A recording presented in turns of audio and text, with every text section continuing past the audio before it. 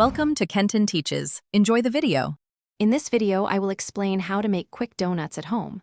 First, let's gather our simple ingredients.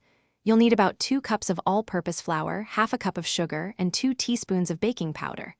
Don't forget a pinch of salt.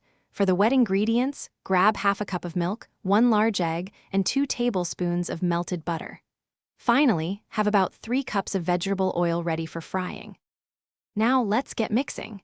In a large bowl, whisk together your dry ingredients, the flour, sugar, baking powder, and salt. In a separate bowl, lightly beat the egg, then stir in the milk and melted butter. Pour the wet mixture into the dry ingredients.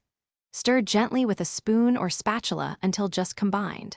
Overmixing can make your donuts tough, so stop as soon as no dry streaks remain. Time to shape and fry.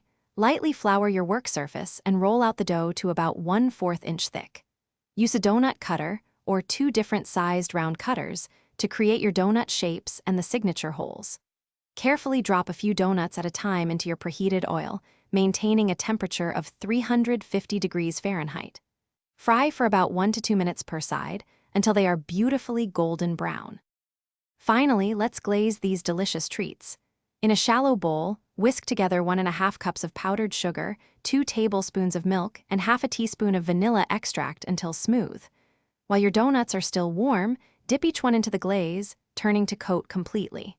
Place them on a wire rack to let any excess drip off. These quick homemade donuts are best enjoyed fresh, so dig in. Thanks for watching. Please subscribe if this video was helpful.